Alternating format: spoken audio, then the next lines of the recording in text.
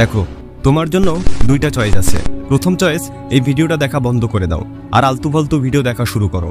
Web series আর movie দেখা শুরু করো। ফেসবুক ইনস্টাগ্রামে বন্ধু বান্ধবের সাথে চিল মাস্তি আড্ডা দেওয়া শুরু করো। ফ্রি ফায়ার আর পাবজি নিয়েই পড়ে থাকো। ঘন্টার পর ঘন্টা মোবাইল আর টিভি নিয়েই পড়ে থাকো। সব কাজকর্ম ফেলে বন্ধুদের সাথে ঘুরতে চলে যাও। আজে বাজে যত সব বাইরের জাঙ্ক ফুড খেয়ে নিজের শরীরের 12টা বাজাও আর মোটা অথবা রোগা হয়ে যাও। খারাপ অভ্যাসকে বন্ধু বানিয়ে নাও এবং খারাপ জিনিসে আসক্ত হয়ে নিজের ভবিষ্যৎ আর নিজের লাইফটাকে পুরো ধ্বংস করে দাও। অথবা 2 নম্বর চয়েস, এই ভিডিওটা পুরো দেখো আর আজকে তোমাকে বলতে যাওয়া 10টি রুলস নিজের জীবনে ফলো করো। আর নতুন বছর আসার আগে নিজের জীবনকে পুরোপুরিভাবে বদলে নাও। মানুষকে অবাক করে দাও যে কি ছিল আর কি হয়ে গেল। গায়েব হয়ে যাও আগামী 1 বছরের জন্য আর নিজের জীবনকে ভালো করার কাজে লেগে যাও। যদি তুমি ধৈর্য ধরে এই 10টি রুলস শুনতে পারো এবং তা ফলো করে যদি তোমার জীবনে তা প্রয়োগ করতে পারো, তাহলে আমি গ্যারান্টির সাথে বলতে পারি যে আগামী বছরটায় তোমার জীবনে ভালো কিছু ঘটবে। আগামী 1 বছরের জন্য তোমার বাকি জীবনটা 100% পরিবর্তন হয়ে যাবে। আর যদি তুমি সত্যি রেডি থাকো 1 বছরের জন্য গায়েব হয়ে এই 10টি রুলস নিজের জীবনে মেনে চলার, তাহলে কমেন্ট করে অবশ্যই বলবে I am ready. So number 1, learn to journal. আগামী 1 বছরের জন্য তোমার মনে যখনই কোনো আইডিয়া আসবে তখন তাড়াতাড়ি তা লিখে ফেলো। নিজের একটা পার্সোনাল ডায়েরি রাখো। আর এখন তো সবার হাতে স্মার্টফোন আছে, এই জন্য তোমার ফোনে নোটস অ্যাপটারও সহায়তা নিতে পারো। হাঁটতে চলতে উঠতে বসতে যখনই কোনো ইউনিক আইডিয়া তোমার মাথায় আসবে তার সাথে সাথে লিখে রাখো, কারণ একবার যে আইডিয়া চলে যায় তার ফিরে আসে না। তোমার জীবনের লক্ষ্য, তোমার উদ্দেশ্যটা কি তা আজকে থেকেই লেখা শুরু করে দাও।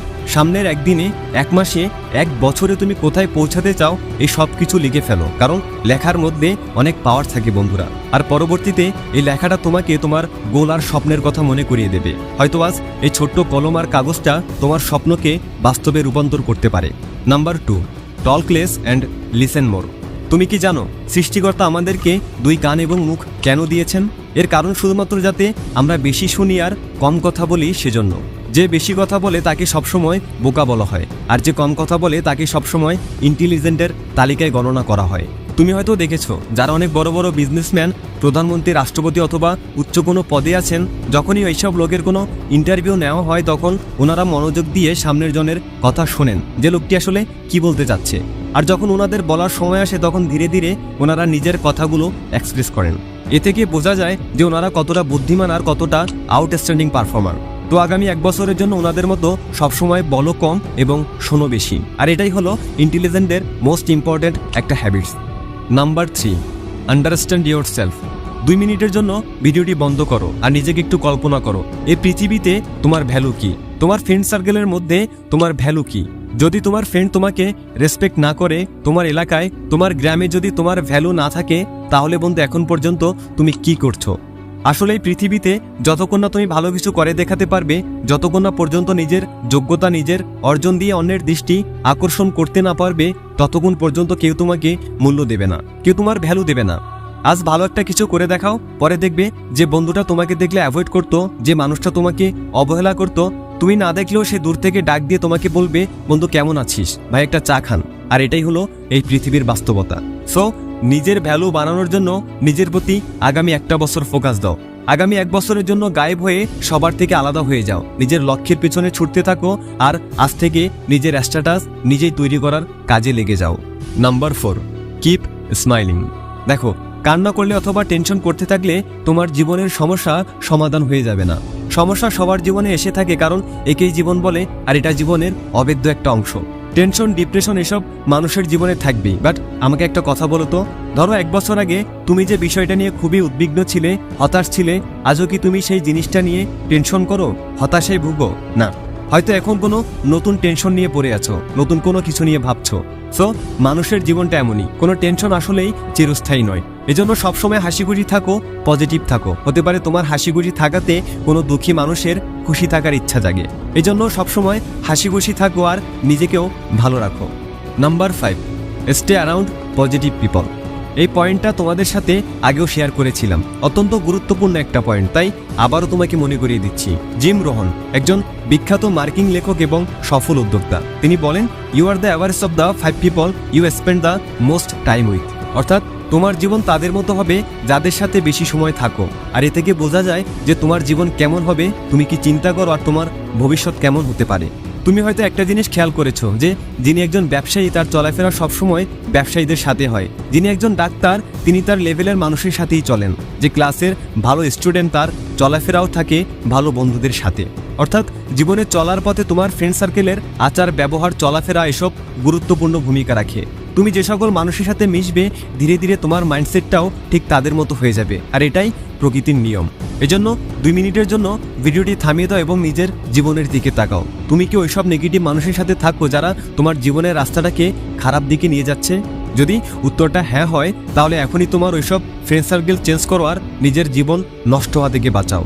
আর যদি আগামী 1 বছর এভাবে চলতে পারো তাহলে তোমার বাকি জীবনটা নিয়ে আর ভাবতে হবে না, কারণ তোমার একটা ভালো অভ্যাস হয়ে যাবে। Number 6, spend money wisely. তুমি হয়তো জানো টাকা কতটা মূল্যবান। অনেক মানুষ টাকা ইনকাম করার জন্য নিজের পুরো জীবন শেষ করে দেয়, আর কিছু মানুষ এমনও হয় যারা কিছু টাকা যখনই পেয়ে যায় তখন তা উড়ানোর জন্য ব্যস্ত হয়ে যায়। এমনও কিছু মানুষ আছে যাদের মাসিক বেতন মাত্র 10,000 পায় আর খাবার খেতে যায় 5 স্টার হোটেলে, যা ইনকাম করে তার থেকে বেশি শৌখিনতা দেখাতে চায়। তাহলে এসব মানুষ ধনী অত দূরের কথা, বড়লোক হওয়ার ছায়াতেও জায়গা পাবে না, কারণ তাদের চিন্তা ভাবনা গরিব। তাই প্রয়োজন ছাড়া টাকা পয়সা খরচ করো না। ফালতু কাজে যে টাকাটা তুমি খরচ করবে ওই টাকাটা জমালে 1 বছর পর দেখবে তোমার অনেকগুলো টাকা জমে গিয়েছে, আর যা দিয়ে তুমি কোনো উদ্যোগ নিতে পারবে। শোনো, ধনী হওয়ার জন্য সহজ উপায় হলো আর্ন, সেভ অ্যান্ড ইনভেস্ট। যদি তুমি এই 3টা জিনিস শিখে যাও তাহলে তোমাকে ধনী হওয়া থেকে কেউ আটকাতে পারবে না। So spend your money wisely. Number 7, always keep learning. এখন থেকেই নতুন কোনো স্কিল শেখা শুরু করে দাও। যদি তুমি এখন থেকেই কোনো একটা কাজের পেছনে লেগে পড়ো তাহলে আগামী 1 বছরে তুমি ওই কাজের উপর একেবারে মাস্টার হয়ে যাবে, তোমার অনেক দক্ষতা বেড়ে যাবে। এই পৃথিবীতে যত সফল ব্যক্তিরা আছেন তারা কিছু না কিছু অবশ্যই শিখেছিলেন, তাই এখন তাদের কাছ থেকে আমরা এত কিছু শিখতে চাই। ওয়ারেন বাফেটকে জিজ্ঞেস করা হয়েছিল যে আপনার সফলতার পিছনে রহস্য কি? উনি বলেন books, reading and learning. Business ইনসাইডারের এক হিসেবে দেখা গিয়েছে যে বিল গেটস প্রতি সেকেন্ডে $1,300 বা 1,43,000 টাকা আয় করেন। ভাবা যায়, মাত্র 1 সেকেন্ডে। আর তুমি আরো অবাক হবে এটা ভেবে যে হয়তো তোমার মনে হচ্ছে তিনি বিলাসবহুল বাড়িতে সুখে শান্তিতে দিন কাটাচ্ছে। তাহলে তোমাকে বলি, তিনি আজও সপ্তাহে 1টি বই শেষ করেন। ওনার একটি নির্দিষ্ট লক্ষ্য আছে যে প্রতি সপ্তাহে ওনাকে 1টি বই শেষ করতে হবে। বেশিরভাগ সফল মানুষের সফলতার রহস্য শুধুমাত্র বুকস রিডিং আর লার্নিংই হয়। সুতরাং always keep learning. Number 8, wake up early. দেখো, সকালে তাড়াতাড়ি ওঠার মানে এই নয় যে যদি তুমি সকালে তাড়াতাড়ি না উঠো তাহলে তুমি তোমার জীবনে কখনো সফল হবে না, কিন্তু ভোরে ঘুম থেকে ওঠার মানে তুমি তোমার জীবন সম্পর্কে কতটা সচেতন আর তোমার লক্ষ্য সম্পর্কে তুমি কতটা সচেতন। যদি তুমি সকালে ঘুমের সাথে লড়াই করতে না পারো তাহলে তোমার জীবনের পরিস্থিতির সাথে তুমি কিভাবে লড়াই করবে? হয়তো এটা সহজ হবে না তোমার জন্য, প্রথম একটু কষ্ট হবে, বাট কয়েকদিন গেলে তোমার এটা একটা অভ্যাসে পরিণত হয়ে যাবে, তখন আর কষ্ট হবে না। সবসময় একটা কথা মনে রাখবে, যে মানুষ অ্যালার্মের প্রথম রিংয়ে বিছানা ছেড়ে উঠে যায় ওই মানুষটি জীবনে অনেক আগে এগিয়ে যাবে। So that wake up early in the morning. Number 9, learn to say no. না বলা শিখো।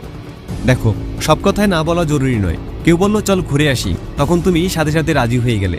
কেউ বললো আমার এই কাজটা একটু করে দে, তো তুমি সাথে সাথে রাজি হয়ে গেলে। বন্ধু, তোমার স্বপ্ন তো জরুরি, তোমার লক্ষ্য তো খুব গুরুত্বপূর্ণ, তাই না? তাই আগামী 1 বছরের জন্য অন্যের কথার সাথে হ্যাঁতে হ্যাঁ মিলানো বন্ধ করে দাও। 1 বছরে একটা অভ্যাস তৈরি করো, জরুরি কোনো কাজ ছাড়া অন্যের পেছনে নিজের গুরুত্বপূর্ণ সময় নষ্ট করা আজকে থেকেই ছেড়ে দাও। দেখো, আমি এটা বলছি না যে মানুষের কাজ করো না, কিন্তু সবার আগে নিজের কাজ করো, নিজের স্বপ্ন পূরণ করো, পরে মানুষের জন্য কাজ করো। So always learn to say no. Number 10, stay fit and adopt a healthy life. অনেকে হয়তো মনে করে যে শুধু খেতে পারলেই বুঝি আমার শরীর ঠিক থাকবে, আমার স্বাস্থ্য ভালো থাকবে। না বন্ধুরা, সবকিছুরই একটা নিয়ম আছে, একটা লিমিট আছে। ভালো খাবার তোমার শরীরে শক্তি যোগায় ঠিকই, বাট আজে বাজে খাবার খেলে উল্টো তোমার শরীরের আরো 12টা বাঁচবে। হয়তো এখন এটা বোঝা যাচ্ছে না, বাট পরে ঠিকই এর একটা খারাপ এফেক্ট তোমার শরীরে পড়বে। তাই জাঙ্ক ফুড আর অতিরিক্ত তেলের খাবার খাওয়া ছেড়ে দাও। এমন খাবার ছেড়ে দাও যা তোমার শরীরকে কোথাও না কোথাও এফেক্ট করছে। নিজেকে মোটার বরবাদ হওয়া থেকে বাঁচাও। জিমে যাও, এক্সারসাইজ করো, যোগা করো, হেলদি খাবার খাও, আর নিজেকে নিজের বেস্ট ভার্সন বানাও। অতএব এই ছিল 10টি সিম্পল রুলস যা সব মানুষের ফলো করা উচিত।